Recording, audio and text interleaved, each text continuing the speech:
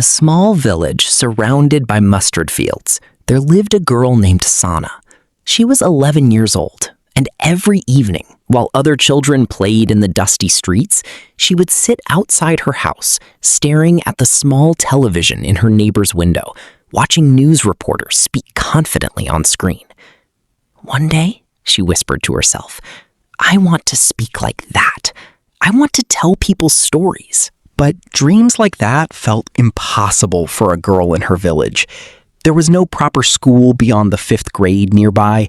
Her father worked long hours in the fields, and her mother often reminded her, "Girls here get married young, Sana. Dreaming about television won't fill your plate." Still, Sana didn't let go of her dream completely.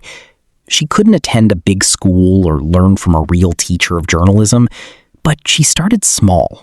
Smaller than anyone around her even noticed. Every day after her chores, she would practice speaking in front of an old, cracked mirror in her room, pretending to report the day's events, just like the news anchors she once watched.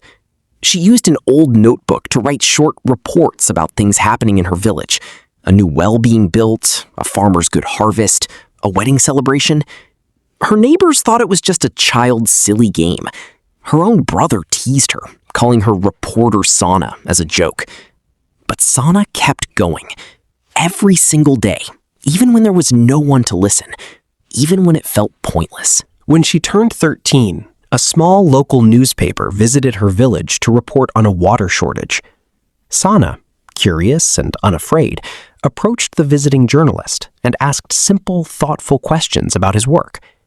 Impressed by her curiosity, he let her tag along for the day, showing her how he gathered information from villagers. That one day changed something in her.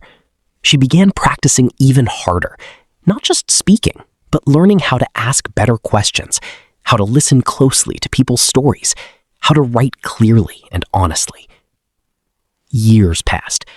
Sana continued her small, consistent practice, even as she balanced. At 17, a regional television channel launched a talent search for young reporters from rural areas, giving them a chance to submit a short report about their own community.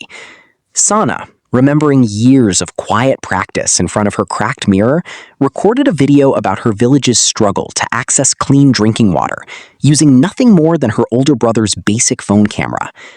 Her report wasn't fancy, but it was honest, clear, and deeply human. Years of small, unnoticed practice finally showing themselves in a way that felt effortless. Out of hundreds of entries, Sana's report was selected as one of the winners. She was invited to the city for a short training program with real journalists, an opportunity that once felt like nothing more than a mirror-reflected daydream. When she returned to her village afterward, wearing a small press badge with her name printed on it, the same neighbors who once smiled politely at her silly game now gathered around to hear her story. Because here's the truth. Big dreams rarely arrive all at once. They're built quietly, in small, unnoticed steps.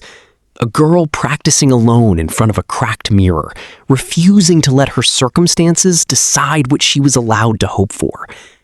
Every big dream you've ever admired in someone else started exactly the same way, as one small step, taken again and again, long before anyone else believed it mattered.